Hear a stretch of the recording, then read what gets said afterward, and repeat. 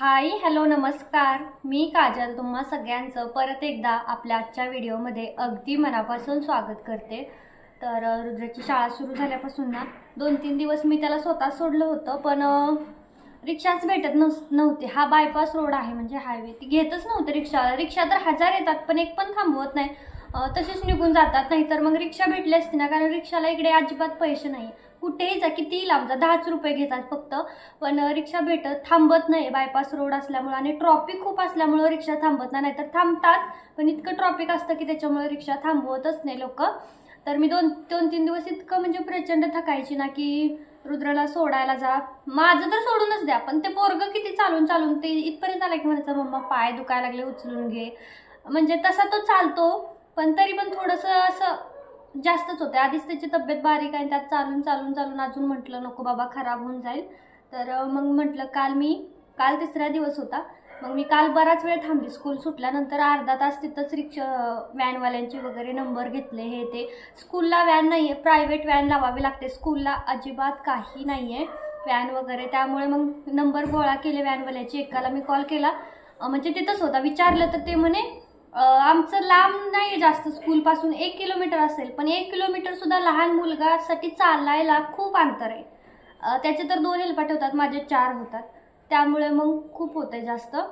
तर मग मी विचारलं तर ते म्हणे पहिल्यांदा रुद्राला घेणार, त्याच्यानंतर इकडनं बाकीच्यांना घेऊन मग गोल चक्कर टाकून तिकडून येणार, म्हणजे 11:15ला त्याला पिक करणार इथून घरून आणि सोडणार सगळ्यात शेवटी. तिकडनं सोडायला सुरुवात करणार आणि सगळ्यात शेवटी सोडणार 5:30 वाजता. हा टायमिंग होता, म्हणजे 11ला तो घरातून निघणार आणि 5:30ला येणार. शाळा आहे ती 4 तास, 12:30 ते 4:30. मग हे खूप इतका टाइम वेस्ट जातो ना व्हॅनमुळे, बसमुळे खूप वेस्ट जातो. त्याच्यामुळे ना व्हॅन आणि बस लावायचं माझ्या अजिबात, आणि मला खूप भीती वाटते. आपण कितीही वाटलं ना तरी पण मला तर व्हॅनवाल्यावरती बसवाल्यावरती अजिबात विश्वास नाही. मी दमनमध्ये पण स्वतः सोडलं, पण काकी होता त्याच्यामुळे सकाळचं त्या सोडायच्या, मग माझा एकच हेलपाट व्हायचा, एवढं मला काही वाटायचं नाही. पण मग इथं आणि तिथं रिक्षा पण भेटायच्या, असं काही नाही. दमनमध्ये थोडा वेळ चौकात उभा राहिलेला असायच्या, ते मेन रोड होते त्याच्यामुळे भेटून जायचं. इथं बायपासला ट्रॉफिकमुळेच रिक्षा जास्त थांबत नाही. आणि काकीनी करत 2 वर्ष रुद्राला नर्सरी आणि ज्युनियर पूर्ण 2 वर्ष त्यांनी एक टाइम सकाळचं त्या सोडायच्या. म्हणजे खूपच होतं तिथं, चांगलं होतं. पण आता काय करणार शेवटी. आणि त्याच्यापेक्षा जास्त आता आले ते, मी काल ज्यांना सांगितलं ते आले, मला वाटलं व्हॅन असेल, आले तर रिक्षा होता. मी म्हटलं रिक्षा मी नाही भेजूंगी, म्हटलं दोन्ही साईडने रिक्षा ओपन राहतो, पडेल ना मग तो साईडने. आमचा रुद्र इतका कडे आहे ना, तो शांत बसणाऱ्यातला मुलगा नाही आहे. सोप्यावर जरी बसला ना तरी तो एका जागी बसत नाही, असं इकडं वळवळ करतो. त्यामुळे म्हटलं नकोच बाबा, एवढं डोक्याला ताप नको. तर मी त्यांना म्हटलं इधर से कुछ रस्सी बांधो, नाही तो सीधा व्हॅन लाव, नाही तो मैं नाही भेजूंगी. आता आज तर त्याला सोडला, माझ्याकडे ऑप्शन होता म्हणून म्हटलं मध्ये बसा. इथल्या बाजूच्या 2 मुली जात आहेत, आतमध्ये बसल्या होत्या, गार्डनला भेटल्या होत्या त्या दिवशी, तर त्याच होत्या. आणि रुद्राच्याच क्लासमध्ये आहेत, तिघंही एकाच क्लासमध्ये UKGला. त्याच्यामुळे 2-3 दिवस गेले ना मस्त फ्रेंडशिप होऊन जाईल त्यांची. तर आता बघा ना कसं होतंय. मला बरेच जण सजेस्ट करतायत की इलेक्ट्रिक जी स्कूटी असते ना ते घे, पण आता एक तर पैसेच नाही आहेत आणि हा मोबाईल पण त्यात खराब व्हायला लागला आहे. त्यामुळे मोबाईल चालला त्यांचा घ्यायचा, पण मोबाईल जर घेतला तर EMI वरतीच घ्यावा लागेल. स्कूटी जरी घेतली तरी पण EMI वरतीच घ्यावी लागेल. तर माहीत नाही, आता मला वाटतं इलेक्ट्रिक स्कूटी थोडंसं काय माहीत कमीला भेटते, 40-50 हजारला भेटते. त्यामुळे आता माझं तेच चाललंय, घ्यावी का काय करावी, बघू आता कसं होतंय, माहीत नाही कशी होतंय ते. आणि त्यात अजून माझी दुसरी एक परीक्षा आता चालू होणार आहे, ती म्हणजे रुद्राला कर्सिव शिकवणं. प्रत्येक शाळेचा अभ्यासक्रम वेगळा आहे. रुद्राच्या शाळेला मागच्या वर्षी कर्सिव नव्हता, आणि ही जी शाळा आहे ना त्या शाळेचा मागच्या वर्षी जो कर्सिवचा बेस राहतो ना, म्हणजे लाईन ड्रॉ करणं कर्सिवच्या, त्याचबरोबर capital small cursive A to Z, ते सगळं कर्सिव त्यांचं झालेलं आहे. आणि त्यात आत्ता त्यांना डायरेक्ट त्या दिवशी पहिला होमवर्क काय दिला माहिती आहे, इंग्लिशच्या बुकमध्ये पहिल्या दिवशी डे लिहायला लावले होते. मंडे टू संडे तक डे लिहायला लावले होते. रुद्राने लिहिले बरोबर, पण सगळे कॅपिटल आणि स्मॉल लिपीमध्ये त्याला लिहिले होते. तर टीचरने सगळे असं क्रॉस करून दिलं. मग मी चेक केलं तर टीचर बोलले की कर्सिव में लिखना था. मग म्हटलं त्याला कर्सिव अजून ए काय बी काय, त्याला कर्सिवचं काहीच माहित नाही, तर कैसे लिख सकता है कर्सिव में. म्हटलं आपकी स्कूल का हो गया होगा. म्हणजे मी तिथं थोडीशी बोलावं लागतं, गप्प बसून काही होत नाही. मी तिला बोलले की उसको नहीं था, आप उसको एक एक लेटर पहले समझा दो, चाहे तो दूसरा सिलेबस पीछे रहेगा तो चलेगा. तिला मी सांगितलं की दुसरा जो भी आहे वो मिसिंग लेटर है त्याहून ते राहू दे म्हटलं. पहिले त्याला कर्सिव्ह शिकव आणि A to Z म्हणलं एक एक शिकव म्हटलं. आता त्याला तुमचं झालेलं आहे म्हणलं मागच्या वर्षी, पण आमच्या मुलाला कसं येणार म्हटलं, तिथे नव्हतं. तर त्याला म्हटलं शिकव बाई आता. मग आणि मग आपल्याला कर्सिव्हचा काही एक माहीत नाही, आपल्याला नव्हतेच. आपल्याला स्मॉल आणि कॅपिटल दोनच लिपी होत्या. आता CBSE पॅटर्नमुळे कर्सिव्ह आणि ह्याहून त्याहून भरपूर आलेलं आहे. मी बघितलेलं आहे समर्थ लिहायचं, पण तो काय लिहायचा ना, डोक्याच्या वरून जायचं काय लिहायचं कर्सिव्हमध्ये ते काहीच कळत नव्हतं. काकीना कळत नव्हतं, एवढं इंजिनिअरिंगच्या मुलांना शिकवतात तरी. तर आपल्याला कुठून कळायचं आहे. आणि मग आपल्याला तर येणार नाही तिच्या पप्पाला आणि मला हात. आपल्या लेटरचं कसं असतं, A लिहायचं आहे, आपण इकडनं स्टार्ट करतो आणि तसा A संपवतो. तर तसा कर्सिव्हचं तर कुठून स्टार्ट करायचं कुठून संपवायचं कळतच नाही. A कोणता आणि B कोणता मला तर ओळखतच नाही. ते एक म्हणजे वेगळं आहे. थोडंसं सवय झाली नाही. तर आता माझ्याकडे ती एक आता मला रोज त्याला एक लेटर शिकवावं लागणार आहे. आणि तो आता एक ताप वाढलेला आहे. एक लेटर मी रोज शिकवलं ना तर एक महिन्याभरात तो शिकून जाईल कर्सिव्ह, नाही तर त्याला काहीच येणार नाही कर्सिव्हचं. आता बघू कसं होतंय ना. आता ही एक खूप मोठं माझ्या मागं लागलेलं आहे, नाहीतर त्याला एक्झाममध्ये काहीच येणार नाही. सगळं कर्सिव्हमध्येच आहे त्यांचा. मी सिलेबस वाचला ना, सगळं कर्सिव्हमध्ये. डे लिहा, कर्सिव्हमध्ये लिहा, स्पेलिंगचे नेम लिहायचे आहेत, 1 2 3 स्पेलिंग लिहायचं आहे, ONE1 वगैरे ते सुद्धा कर्सिव्हमध्ये लिहायचं आहे. तर त्याला काही एक जमणार नाही. बघूयात आता कसं होतंय. चला, तर एक गोव्यावरून ताई येणार आहे, त्यांच्यासाठी रूम बघायला जायचं. आता निकिताने चावी घेतली. आणि खरंच ना, कुठेही तुम्ही राहा, तुम्हाला जर कोणी हेल्प मागितली ना, मला तर वाटतं केलीच पाहिजे. मी ज्यावेळेस दमन सोडलं ना त्यावेळेस मला सगळ्यात पहिली जी म्हणजे मदत केली होती, म्हणजे मी तिकडे असतानाच मला सगळ्यात पहिलं कॉल करून मेसेज करून आणि रूम दाखवल्या होत्या व्हिडिओ कॉलवरती दोघी तिघींनी. सगळ्यात जास्त मला कोमलनी खूप मदत केली होती. खूप म्हणजे खूप तिनं माझ्यासाठी त्रास सहन केला. आणि शेवटी तिलाच गिल्ट झालं की रूम बघितली बरोबर नाही झालं असं तसं. म्हणजे तिला तर एवढं काय माहीत, पण ठीक आहे. तिनं मला वाटतं की तुम्ही बोललं पाहिजे आणि बघितलं पाहिजे की कुठं रूम आहे. की आता त्या गोव्यावरून येणार आहेत, माझं यूट्यूब चॅनल आहे म्हणून त्यांच्याकडे माझा नंबर केला, त्यांनी मला कॉल केला, म्हणून आता मी हेल्प करू शकते. माझं चॅनल नसता तर मी त्यांना हेल्प करू शकले नसते, असं आहे. तर आता बघू. आता जातोय रूम बघायला, त्यांना आवडती का नाही बघू. आता व्हिडिओ कॉलवरती दाखवतोय. एकच इथं आहे खाली, आता ती अजून बघावं लागेल कारण त्यांना पण 8 दिवसात शिफ्ट करा. तर मी ना 2 स्टोरेज बॅग घेतल्या होत्या. खूप म्हणजे छान आहे बरं का. मला वाटलं नव्हतं एवढी छान अशी क्वालिटी असेल, कारण प्राईसच्या मानाने खूप कमी किंमत होती. आणि त्या ताई पण घरगुती बिझनेस करतात. मला सारखं बोलत होत्या घ्या एकतरी वस्तू घ्या, माझ्याकडून घ्या, थोडा तरी सपोर्ट करा. तर मी फायनली घेतलंय आणि खरंच खूप मस्त आहे. क्वालिटी ना हे ट्रान्सपरंट आहे इकडनं, त्याच्यामुळे आपण आतमध्ये काय ठेवलं ते बघू शकतो. ह्याच्यामध्ये मी सगळे रेनकोट भरून ठेवले तिघांचेही. आणि फक्त रेनकोट नाही, एक बॅग भरली खूप मोठा आहे, ह्याच्यामध्ये स्पेस पण खूप आहे. ह्याच्यामध्ये मी सगळे माझे ना ड्रेसेस भरले दुपट्टावाले, जे मला आता लागणार नाही जास्त, कारण मी आता कुठं जाणार नाही काय नाही, त्यामुळे भरून ठेवले.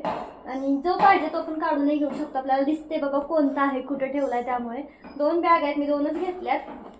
2 सुद्धा कुरिअर करतात ते, त्याच्यामुळे जर तुम्हालाही घ्यायचं असेल ना त्यांचा नंबर मेन्शन करते, नक्की घ्या. खूप छान आहेत. मला याची क्वालिटी इतकी आवडली ना, भरपूर ह्याच्यामध्ये बसू शकता. आता हे खूप अजून कमी आहे, ह्याच्यामध्ये अजून खूप जास्त जागा आहे, पण मी इतकं जास्त दाबून नाही भरलं कारण इतकीच कपडे मला याच्यामध्ये ठेवायची होती. त्यासाठी साड्या वगैरे ठेवण्यासाठी तर ना एकदम बेस्ट आहे. आता मी साड्या हँगरला अडकवल्या नाही तर मी ह्याच्यामध्येच भरल्या असतात सगळ्या साड्या. तर खूप छान आहे. त्यांचा नंबर देते, तुम्हाला आवडले असेल तर नक्की घ्या. रिजनेबल रेट आहे, होलसेलमध्ये मिळतंय. आणि हो, पोस्टाने स्पीड पोस्ट करतात, त्यामुळे तुम्हाला कुरिअर चार्ज पण जास्त पडणार नाही. अगदी थोड्या पैशामध्ये ते कुरिअर होणार आहे. ह्या शिफ्टिंगच्या नादात सगळ्यात ना मशीनचा टपच क्लीन झाला नव्हता, तर म्हटलं करूयात, कारण की म्हणा मग मशीन पण मेंटेन ठेवावी लागते, नाहीतर मग वस्तू खराब होतात. तर मी तर LGची, माझी मशीन LGची आहे म्हणून LGची घेतली. स्काल्गो पावडर घेतली. तर आधीपासूनच मी हीच वापरते त्याच्यामुळे. आणि टब बघा किती जास्त घाण झाला आहे, असं मातीचा असा घाणीचा नुसता थर साचलाय.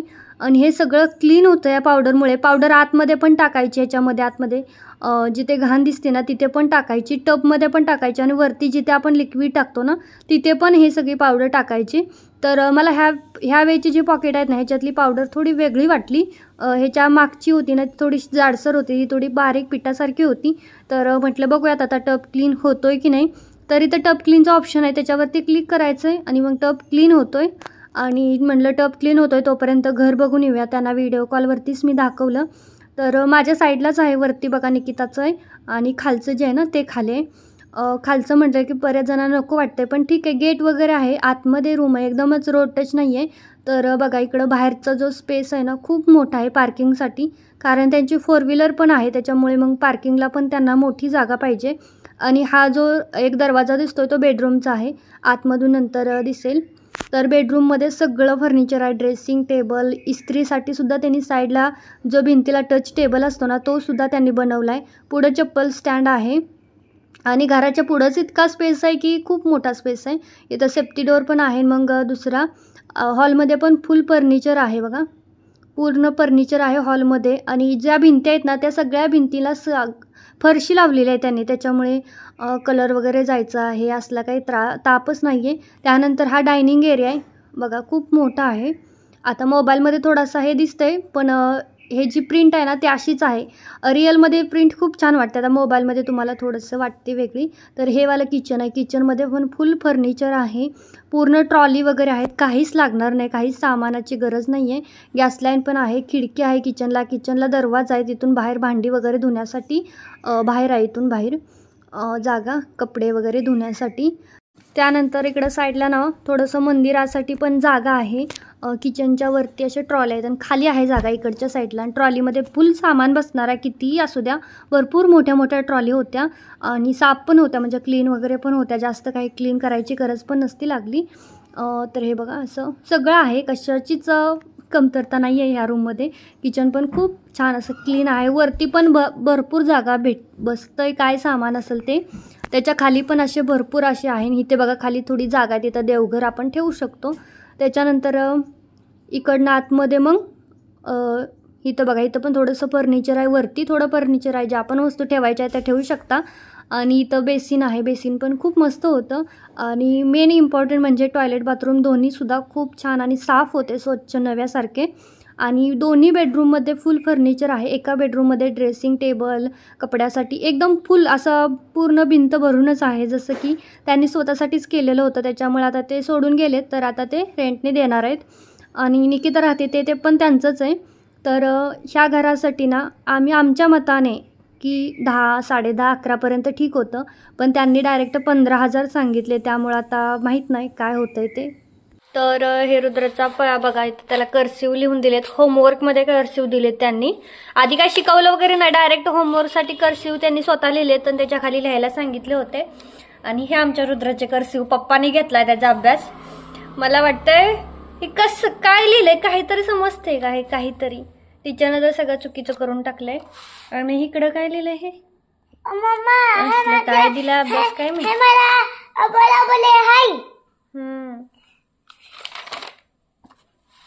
काय खरं नाही, कसला दिला. आता मी लिहिते इथं कर्सिव्ह, इथून मी स्टार्ट केला, माझा एक सुद्धा कर्सिव्ह बरोबर आलेला नाही याचा. खाली तर त्याचा मात्राच होऊन बसलाय. खाली काय झालं, काय झालंय, अरे रुद्राचा कर्सिव्ह छोटासा असा लिहिलायस ना तू. अरे मग बऱ्यापैकी जमलाय की तुला. नाही एवढं जमला. चल प्रॅक्टिस करू, काय खरं नाही. तरी टीचरने दिलाय ना तो बघून लिहायचा. आता इथून असं सुरुवात केली, इथून असं बघू आता येतोय का डबल, एकदा ट्राय करते. इथून अशी सुरुवात केली, यहाँ से ऐसा 0 अंडा बनाया है, फिर से हे भगवान नहीं आएगा, ये ऊपर ऊपर नाहीच आहे टीचरचं. कॅपिटल स्मॉल आपल्याला सांगितलं, आपल्याला किती पटकन येतं लिहायला.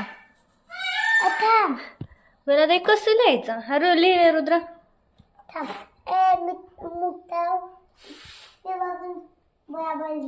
लिहि बराबर बघून.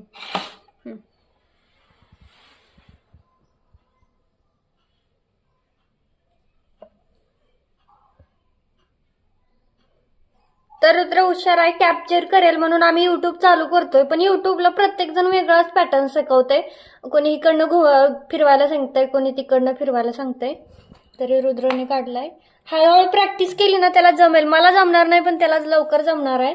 आता त्याला टीव्हीला लावून द्यावं लागेल हे ते. पण छान आहे का गहाण, काय चांगलं नाहीये. हे बघा आता मी लिहिते.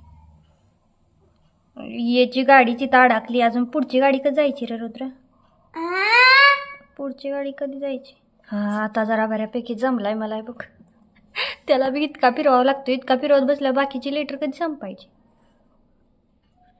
नाही बाबा, चलो प्रॅक्टिस आहे की प्रॅक्टिस करतो आता, बघू ये इलेक्ट्रिक कधीपर्यंत येतोय. तर बरेच दिवस झालं मी अजिबात माझ्या रुटीनमधलं काही दाखवत नाही, क्लिनिंगचं वगैरे माझं कामच संपत नाही, त्याच्यामुळे मग होतच नाही. तर आता रात्रीचं मी इथं ना किचन ओटा साफ करते. तर ही माझ्याकडे ना क्लिओची पावडर आहे. पावडर म्हणजे लिक्विड तयार करायचं पावडरचं, इतकं छान आहे ना. थोडंसं जरी स्प्रे केलं ना तर खूप मस्त असा शिगडी वगैरे किचन ओटा सगळे डाग निघतात, मस्त आहे आणि टिकतं पण खूप. एकाच पॉकेटमध्ये एक बॉटल भरते आणि सगळी बॉटल काय एका टायमिंगला संपत नाही. आता किती दिवस झालं वापरते तर एवढी संपले. तर दुपारी त्या ताईंचं आम्ही घर बघून आलो. घर खरंच खूप छान आहे, मोठंसुद्धा आहे, आय स्पेस पण आहे. पण त्यांनी रेंट खूप जास्त सांगितलं आहे, 15,000 रुपये रेंट म्हणत आहेत. कमीच करत नाही. तर आता माहीत नाही काय होईल. आम्हाला पण छान वाटत होतं की आमच्याजवळ अजून एक मराठी आपल्या म्हणजे सोबतीला राहायला येतील आणि त्यांची पण एक लहानी मुलगी आहे, त्याच्यामुळे त्यांनासुद्धा असं वाटत होतं की माझ्याजवळ यावं, म्हणजे कसं सगळे मग सोबत राहील ना, त्याच्यामुळे असं त्यांना वाटत होतं यावं. तर बघू आता कसं होतं. त्यांनी पण 8च दिवसात कसं काय शिफ्टिंगचं केलं काय माहीत. मला फोन त्यांनी केला असेल मला वाटतं 14-15 तारखेला आणि त्यांना 18 तारखेला तर यायचं इकडं, 23ला जॉईनिंग आहे त्यांचं. एकदम घाईत कसं झालं त्या म्हटल्या तुला तिथं आली ना मग पूर्ण स्टोरी सांगते काय आहे ती. आता बघूयात आल्यानंतर. तर अजून मला ते तर काय आवडलं नाही. बघू अजून आम्ही अजून 1-2 रूम बघून येतो याच्यामध्येच. आणि त्या तसंही त्या आधी 3 दिवस येणार आहेत आणि 3 दिवसानंतर त्यांचं सामान पाठीमागून येणार आहे. मग त्यांना म्हटलं माझ्याच रूमवरती या आणि मग आपण वाटलंच तर फिरून मग तुमच्यासाठी बघूयात घर. हवं तर ब्रोकर थ्रो बघू, पण ब्रोकर ना खूप फसवतात. अजिबात विश्वास ठेवायच्या ह्याचे नाही, कारण आपल्याला सांगत नाही की बाबा आजूबाजूला पाणी साठतं का, इथं काय प्रॉब्लेम आहे का, काहीच सांगत नाही. घर गेलं त्यांना बस. तर चला आजचा ब्लॉग मी इथंच थांबवते. Bye bye.